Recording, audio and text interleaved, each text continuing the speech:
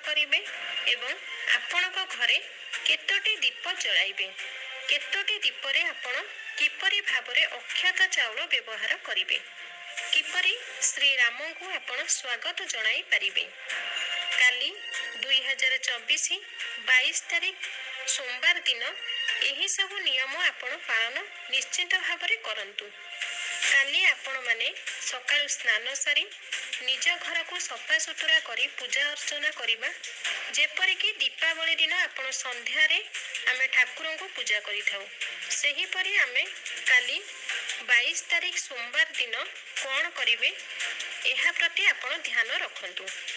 22 तारीख सोमवार दिन संध्यारे ही पूजा करिबा एवं 5टी दीप लगाइबा।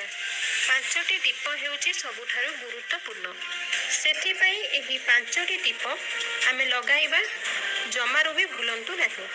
एही 5टी दीप आपण माने निज हृदय भगवान को पई पुण थरे प्राणर प्रतिष्ठा हेबा पई आपण माने श्रद्धार सह जलाइबे एवं आपणक घर आगरे मुरुज झोटी पकाइबे। अयोध्यारू आसीथिबा अक्षत चाउल को निज घरे रखिबे। किपरि भाबरे आपण अक्षत चाउल को जत्न रे रखिबे जा द्वारा सेही अक्षत चाउल रे पोक न लागिबे कि एमिति सेमिति ताहा नष्ट न हेबो, ता प्रति ध्यान देबे। तेबे चलंतु जानिबा आपणक घर को जेतबेले अक्षत चाउल आसीबो आपण कोन करिवे। गोटे लाल कपड़ा रे अक्षत चाउल को सेथिरे रखिबे एवं सेथिरे किछि पुष्प रखिबे। सेही पुष्प एवं अक्षत चाउल को एकत्र करी सेही लाल कपड़ा रे बांधी आपणक ठाकुरंक पाखरे रखिदेबे। जेतेबेले आपण धूप लगाइबे बा दीप लगाइबे सेही स्थान रे 5टी दीप जो जालिबे सेही 5टी दीप तले सेही अक्षत चाउल को रखिबे। अक्षत चाउल उपरे सेही दीप को लगाइबे आउ सेही दीप को 5टी जागरे जलाइबे।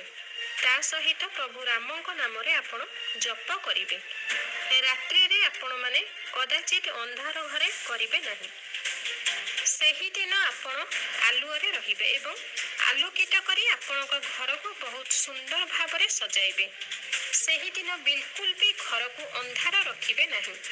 आपण जदि चाहिबे किछि भोग बनाइबा पई भगवान को किछि भोग दवा पई ताहाले आपण भोग बनाई निज ठाकुर घरे भगवान श्री राम जेपरि प्राण प्रतिष्ठा करा जिवो सेही परि निज घरे आपण पूजा अर्चना करंतु।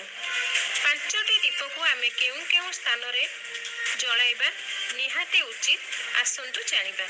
ता पूर्वरु भिडियोटी जदि आपण को पसंद आसी थाए भिडियो को गोटे लाइक करबा सहित कमेंट रे लिखंतु जय श्री राम एवं भिडियोटी को अधिकरु अधिक शेयर करंतु एवं आम चैनल रे जदि आपण माने नुआ थिबे तेबे चैनल को सब्सक्राइब करि दियंतु। तेबे चलंतु जानिबा 5टी दीप आपण माने केउ केउ स्थान रे लगाइबे। दीपरे किछि घियो रखिबे एवं दीपरे सलिता देबे। सेही सलिता उपरे किछि पुष्प देबा को जमा भी भूलिबे नाही। सलिता को लगाइबे निज हृदय प्रभु श्री रामंक पई। सेही 5टी दीपरु आपणक घरर चौरा मूलरे गोटे दीप लगाइबे, अन्यटी निज ठाकुर घरे लगाइबे, तृतीयटी निजर पितृपुरुष मानक पई दीपटिए लगाइबे, चतुर्थटी निज घरर मुख्य द्वार रे लगाइबे एवं पंचमटी भगवान रामंक नाम रे दीपटिए जलाइबे। एही 5टी दीप आपण एही भली जलाइबे। 22 तारीख सोमवार दिन एही 5टी दीप निश्चित जलातु, बहुत पुण्य अर्जन करि परिबे एवं ए कथा आपण आदौ भूलंतु नाही। गोटे कथा मन रखिबे, काली आपण माने केबे भी आमिष भक्षण करंतु नाही, एहा पाप अटे।